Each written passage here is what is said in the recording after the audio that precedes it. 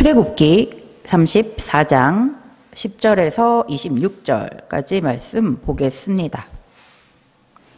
지난주까지 봤었던 말씀에서는 하나님께서 이제 모세를 다시 시내산으로 부르셨습니다. 다시 언약을 세우시겠다고 하셨죠.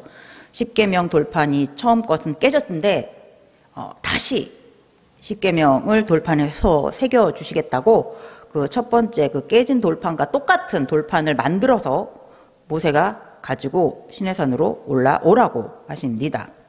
시내산으로 올라온 모세에게 하나님께서는 하나님이 누구이신지를, 하나님이 어떤 분이신지를 보여주셨어요. 하나님은 여호와시고, 하나님은 자비로운 분이시고, 하나님은 은혜로우신 분이시고, 하나님은 노하기를 더디하시는 분이시고, 하나님은 인자가 많으신 분이시고, 하나님은 진실이 많으신 분이시라고 말씀해 주세요. 그래서 하나님은 인자를 1000대까지 베푸신다고 하시면서 이제 하나님 앞에서 큰 죄를 지은 이스라엘 백성들을 이제 용서해 주시죠. 그리고 다시 하나님의 백성으로 받아주시면서 이제 가나안까지 같이 가겠다라고 하십니다. 그리고 이제 오늘 말씀이 이어집니다. 오늘 말씀에서 이제 하나님께서 다시 이제 언약을 세우는데, 이 언약을 세우기 앞서서 아주 중요한 사항, 명심해야지 될 사항, 이것을 먼저 말씀해 주세요. 근데 이 말씀을 보면 십계명 첫 번째서부터 네 번째 계명이 연결이 되는 말씀입니다. 34장 10절에 하나님께서 이렇게 말씀하시죠. 여호와께서 이르시되 보라, 내가 언약을 세우나니 곧 내가 아직 온 땅 아무 국민에게도 행하지 아니한 이적을 너희 전체 백성 앞에 행할 것이라. 하나님께서 아직 이 세상에서 어느 누구에게도 보여주신 적이 없는 그런 일을 이제 하실 거라고 하시는 거예요.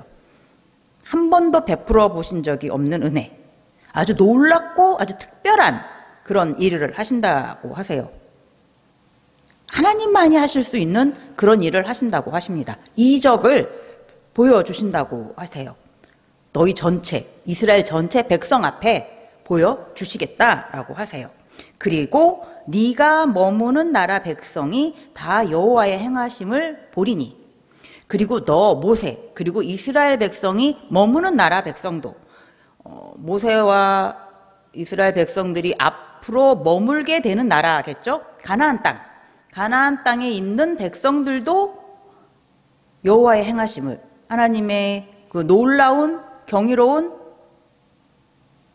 한 번도 아무 국민에게도 행하지 않으 하신 그 하나님의 놀라운 일, 그 이적을 이스라엘 백성뿐만이 아니라 이스라엘 백성들이 앞으로 들어가게 돼서 머물게 될 그 가나안 땅에 있는 민족들도 다 보게 될 것이다. 그런데 그것은 내가 너를 위하여 행할 일이 두려운 것임이니라. 하나님께서 이스라엘 백성들을 위하여 행하시는 일이신데 그것은 두려운 일이에요. 너무 놀라운 일이기 때문에, 아직 한 번도 보지도 못했었던 일, 들어보지도 못했었던 그런 일, 너무나 놀라운 일이기 때문에 두려움을 느낄 정도라고 하시는 거예요.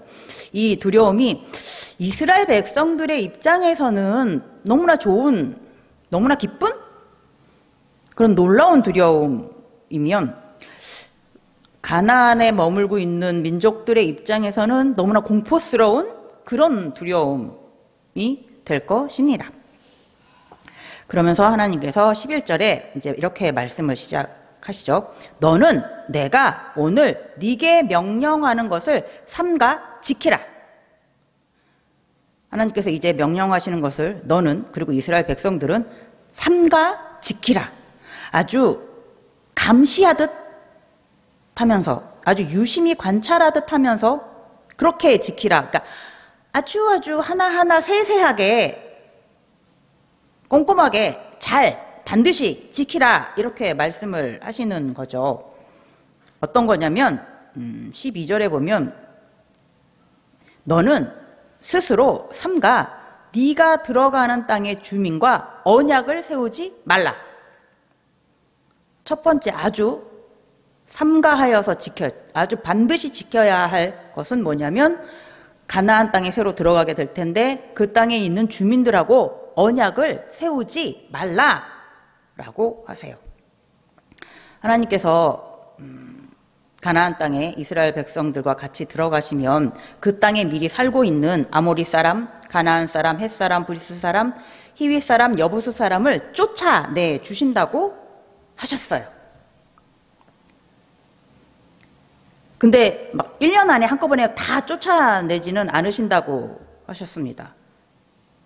좀 천천히 이렇게 쫓아내시긴다고 하시긴 하셨는데 그때 그들과 언약을 세우지 말라라고 하세요. 왜 그러셨을까요? 그냥 들어가서 그냥 서로 사이좋게 잘 싸우지 않고 잘 지내면 그게 더 좋은 거 아닐까요? 하나님은 왜 다 쫓아내시려고 하시는 건지, 언약도 세우지 말라고 하시는 건지 왜 그러실까요? 가나안 땅에 미리 살고 있는 사람들의 입장에서는 처음 보는 사람들이 우르르 와가지고 같이 삽시다, 땅 좀 주십시오, 그러면 좀 기분 나쁠 수도 있는 상황이잖아요. 그런데 그것도 아니라 막 강제로 막 쫓아낸다고 하니까 그 당하는 가나안에 미리 살고 있는 사람들은 굉장히 황당하기도 할 것이면서 화가 날 수도 있는 그런 상황이죠. 근데 하나님은 왜 그렇게 하시겠다고 하실까요?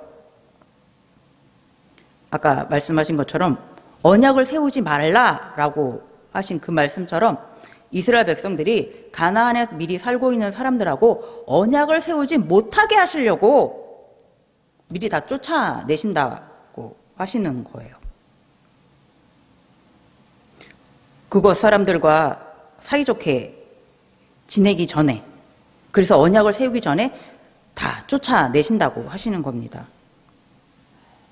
그들과 사이가 좋아지면, 그래서 언약을 만약에 세우게 되면은 그것은 그들에게 올무가 될 수 있다라고 말씀하세요. 12절에 너희는 스스로 삼가 네가 들어가는 땅의 주민과 언약을 세우지 말라. 그것이 너희에게 올무가 될까 하노라.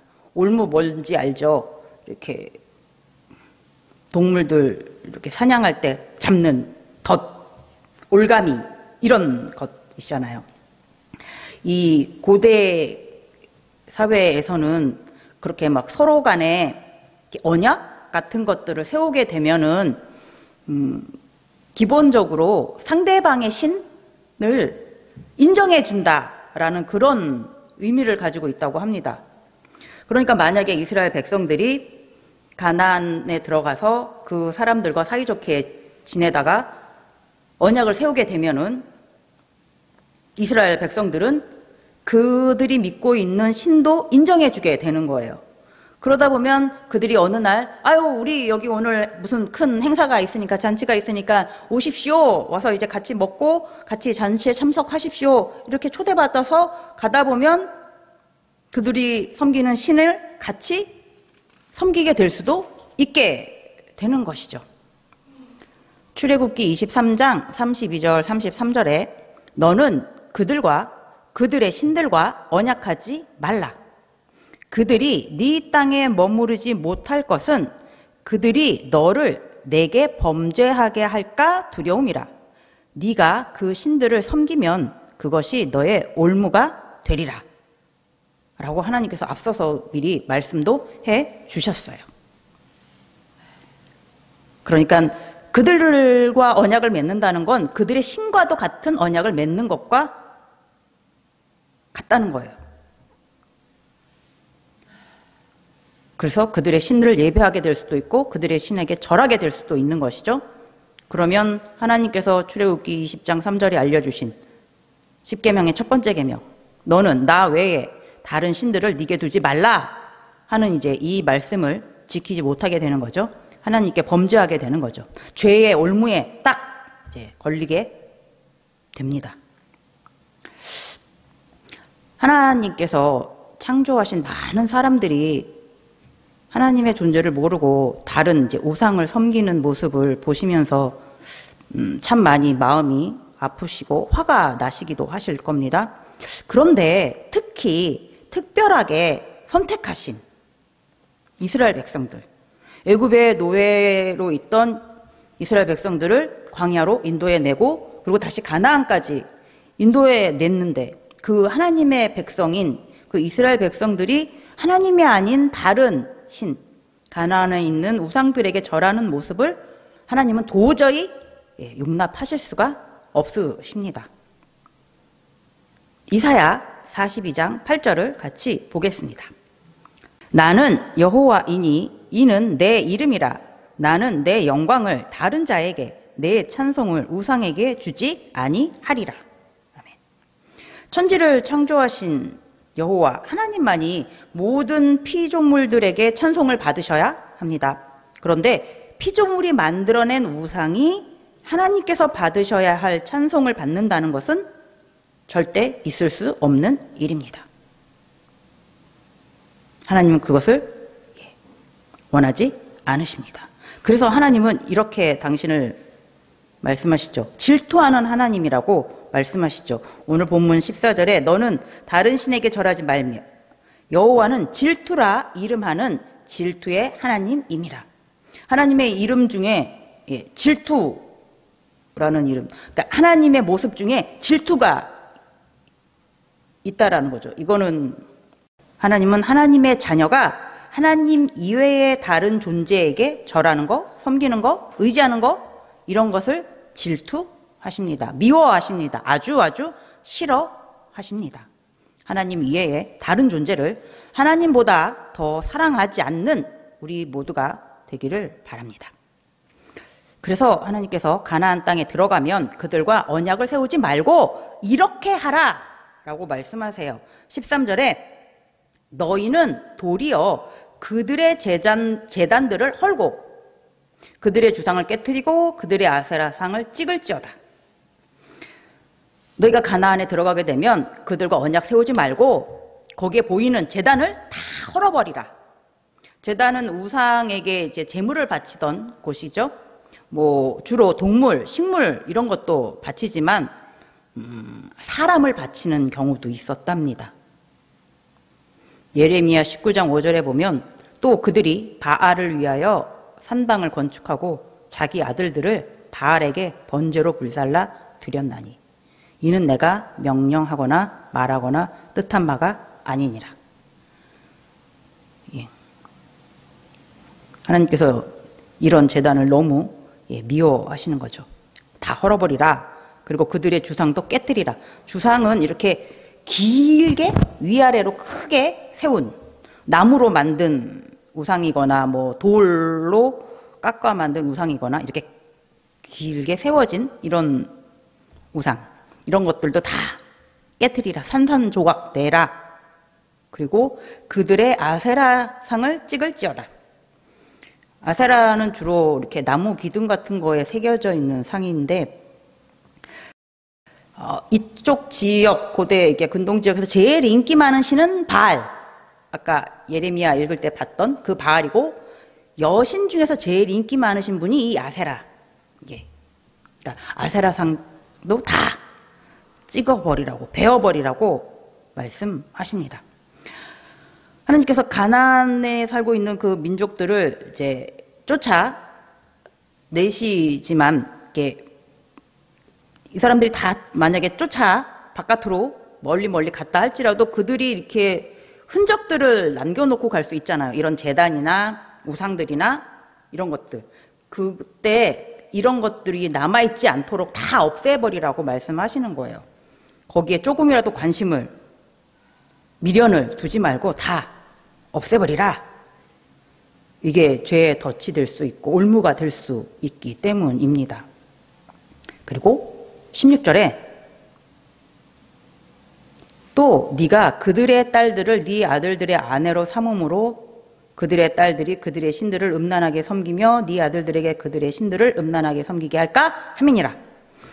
자녀들 간에 혼인시키지 말라고 하세요. 주로 그 우상을 섬기는 자들은 그 우상을 섬길 때 굉장히 하나님 보시기에 음란한 행위로 우상들을 섬겼는데 그렇게 우상을 섬기는 자들과 자녀를 혼인시키면 혼인은 언약이잖아요. 두 사람과 그리고 양쪽 집안 간에. 그러니까 서로의 신들을 인정해 주는 거죠. 아까 처음에 말씀드렸던 것처럼 서로의 신들을 인정해 주다 보면 너희 아들이 그 우상을 섬기는 아내를 결혼을 하면 그 아내의 신을 인정해 주는 것. 그러면 그 아내가 자신의 신을 섬기는 것을 보게 될 수 있을 것이고 그것을 같이 참여할 수 있게 될 것이고 너도 그렇게 그 아내와 같이 음란하게 섬기게 될 수 있다. 그 우상을. 그러니까 그러지 말아라. 아예 결혼을 시키지 말라라고 하세요. 그래서 제가 잠깐 생각을 해봤는데 만약에 그 아내가 우상을 음란하게 안 섬기면 그러면 결혼해도 되는 걸까요?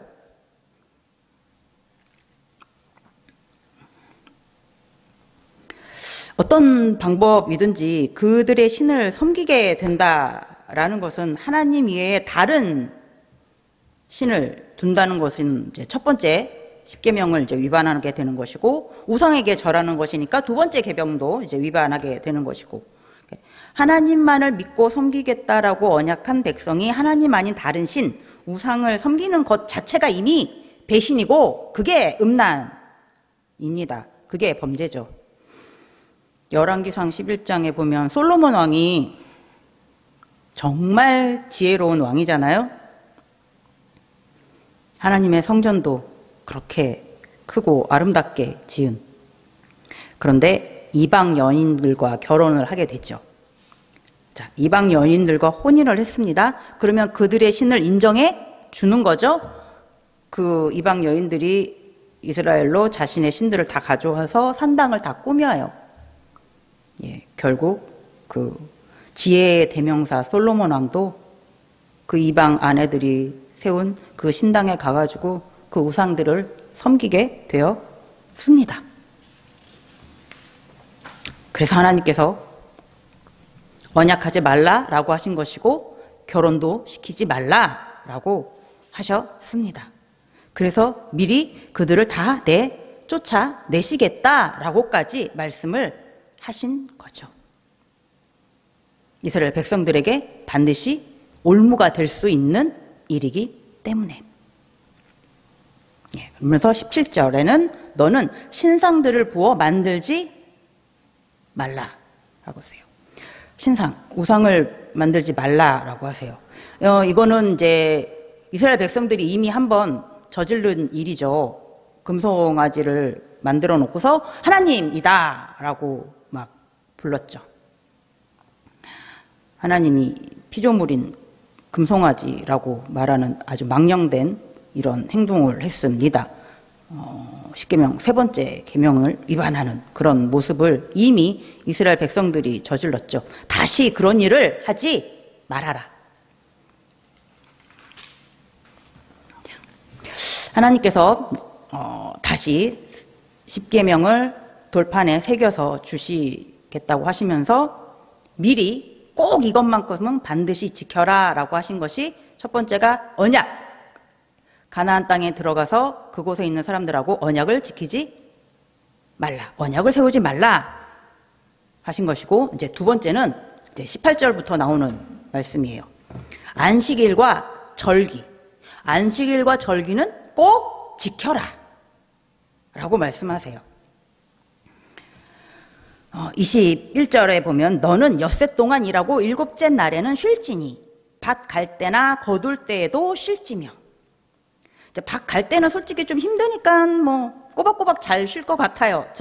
저라면. 하지만 걷어들일 때는 아까워가지고 일곱째 날도 나가서 저는 걷어들일 수도 있을 것 같아요. 혹시 누가 나쁜 마음을 먹고 내 것을 가져가면 어떡합니까? 라는 생각을 저는 할 수 있을 것 같아요. 그것도 하지 말라라고 하시는 거예요. 걷어들일 때도 욕심내서 나가서 걷어들이지 말라고. 하나님께서 지켜주실 거다라고 믿고 안식하라고 하십니다. 하나님을 믿는 자라면 편안하게 안식을 하겠죠. 그리고 안식일과 절기를 지키라고 하시는데 이 절기는 세 가지 절기를 꼭 지키라고 말씀해 주세요. 첫 번째 절기는 유월절. 18절에 너는 무교절을 지키되 내가 네게 명령한 대로 아비벌 그 절기에 1해 동안 무교병을 먹으라. 이는 네가 아비벌의 애굽에서 나왔음이니라. 애굽에서 이스라엘 백성들이 나온 그 날을 기념하여서 지키라. 유월절. 무교절이라고 한 것은 무교병을 7일 동안 먹어요. 그것을 이제 쉽게 말해서 유교절이라고 말을 했는데 정확한 것은 유월절. 예, 유월절을 지키라고 하시는 겁니다. 출애굽하던 날, 그날 하나님께서 애굽의 모든 장자들, 가축의 첫째 태어난 것까지 다 죽이시던 그날 밤 이스라엘 백성들이 있는 곳에서는 어린 양의 피를 문에 바르고 그 안에 있던 이스라엘 백성들은 아무도 해를 당하지 않았죠. 죽음의 사자가 지나갔습니다. 그것을 기억하는, 그때 하나님께서 베풀어 주신 그 은혜를 기억하면서 유월절을 지키라 라고 하세요. 그러면서 19절, 20절도 모든 첫 태생은 다 내 것이며 네 가축의 모든 처음 난 수컷인 소와 양도 다 그러하다. 나귀의 첫 새끼는 어린 양으로 대속할 것이며 그렇게 하지 아니하면 그 목을 꺾을 것이며 네 아들 중 장자는 다 대속할지며 빈손으로 내 얼굴을 보지 말지니라. 하나님께서 처음 태어난 것은 사람의 아들이든 소와 양의 첫째 수컷이든 다 하나님의 것이다. 하나님께 드려라 라고 하세요. 하나님께 바치라 라고 하세요. 근데 나귀는 하나님께서 보시기에 이렇게 부정한 동물이라서 나귀는 어린 양으로 이렇게 대체해서 드리라 라고 말씀하시는 것이고, 사람의 아들은 진짜 죽이면 안 되는 거잖아요. 그렇죠? 그래서 은 5세겔로 대속해서 하나님께 드리라 이렇게 말씀을 하세요. 이게 왜 그러냐면, 자, 출애굽기 13장을 한번 보겠습니다. 14절 15절 같이 읽겠습니다. 후일에 네 아들이 네게 묻기를 이것이 어찌 됨이냐 하거든 너는 그에게 이르기를 여호와께서 그 손의 권능으로 우리를 애굽에서 곧 종이 되었던 집에서 인도하여 내실세 그때에 바로가 완악하여 우리를 보내지 아니하매 여호와께서 애굽 나라 가운데 처음 난 모든 것은 사람의 장자로부터 가축의 처음 난 것까지 다 죽이셨으므로 태에서 처음 난 모든 수컷들은 내가 여호와께 제사를 드려서 내 아들 중에 모든 처음 난 자를 다 대속하리니. 아멘. 하나님께서 이스라엘 백성들을 출애굽시키실 때 애굽의 모든 처음 난 사람에서 가축의 처음 난 것을 다 죽이실 때 이스라엘 백성들은 안전했잖아요. 그것에 감사하면서 모든 처음 난 것을 다 하나님께 드리라고 하시는 거예요. 또 뭐 가축들은 하나님께 그대로 드릴 수 있지만 사람은 드릴 수가 없으니까 사람은 대체해서 은 5세겔로 대체해서 하나님께 드리라고 하십니다. 이것은 하나님께서 이스라엘 백성을 애굽에서 구원해 주신 것을 기억하라. 그 은혜를 잊지 말라라는 의미시죠. 그리고 오늘 본문 22절에서 24절을 보면 77절 곧 맥주의 초실절을 지키고 새말에는 수장절을 지키라. 너희의 모든 남자는 매년 3번씩 주 여호와 이스라엘의 하나님 앞에 보일지라.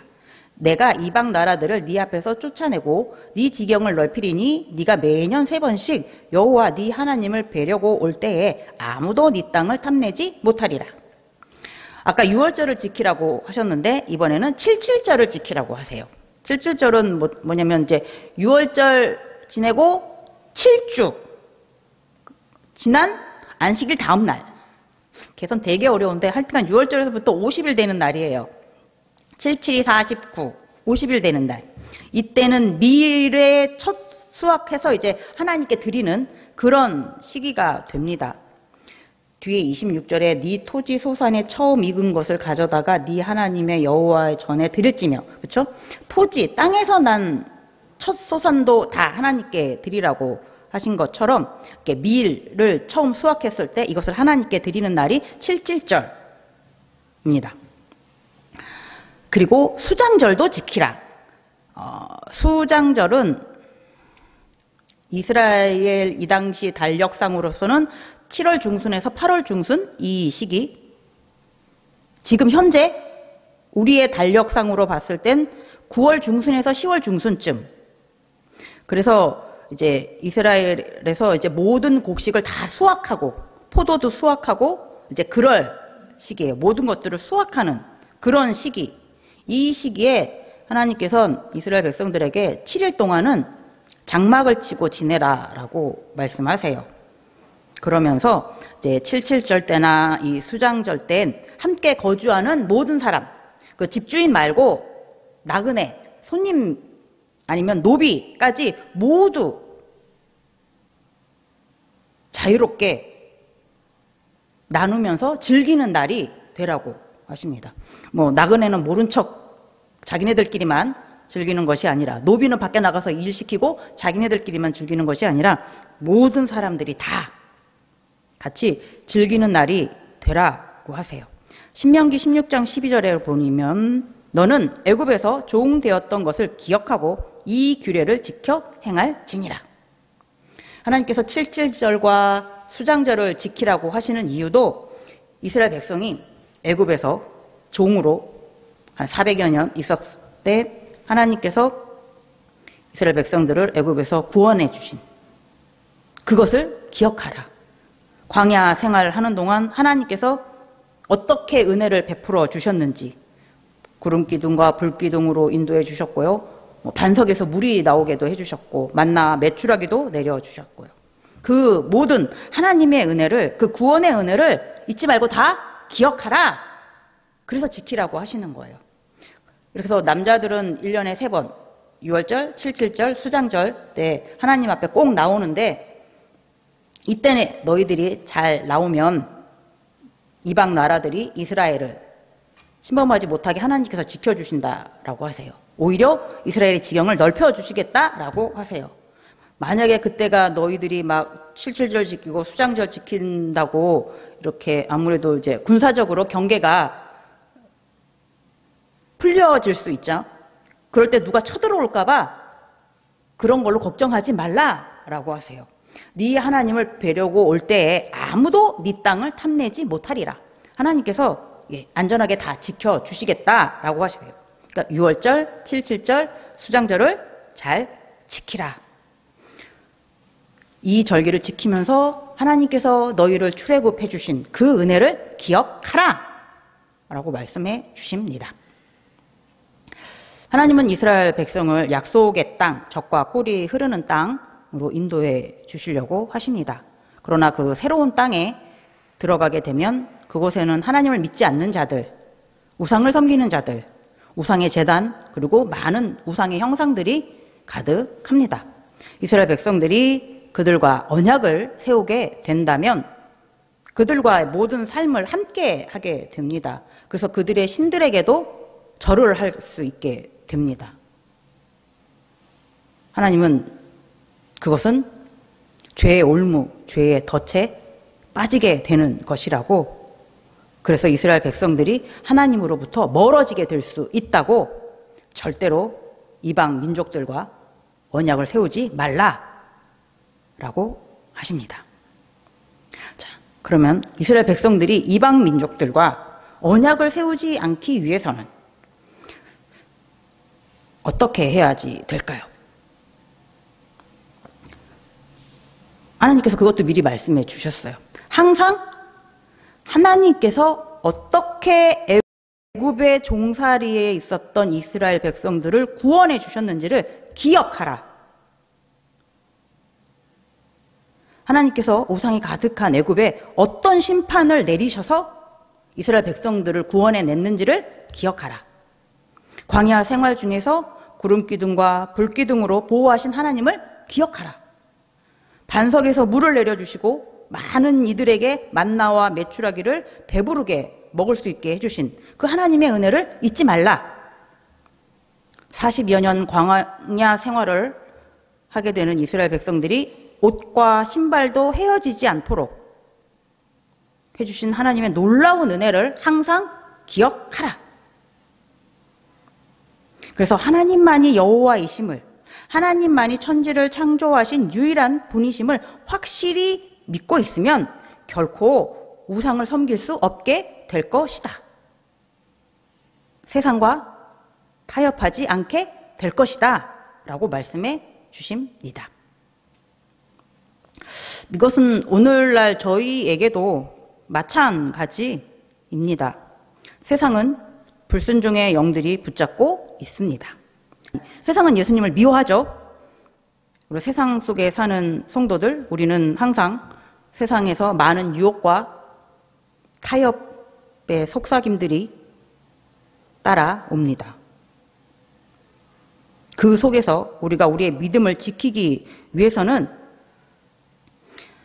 하나님께서 우리를 어떻게 구원하셨는가를 항상 기억하는 것입니다. 우리가 우리의 죄값으로 인해서 죽어야만 됐는데 하나님께서 독생자이신 예수 그리스도를 우리를 대신하여 십자가에 희생시키셨습니다. 예수님의 그 대속의 은혜를 항상 잊지 않는 것, 예수님의 그 사랑으로 인해서 우리가 구원을 받았다라는 사실을 항상 기억하는 것, 항상 감사하는 것, 하나님의 그 놀라운 은혜와 예수님의 그 사랑을 매 순간 잊지 않고 기억하는 것, 그것이 세상의 유혹에서, 세상의 타협의 속삭임에서 우리가 이겨낼 수 있는 방법입니다. 항상 하나님의 사랑과 은혜를 잊지 않는, 기억하는 우리 모두가 되기를 바랍니다. 기도하겠습니다.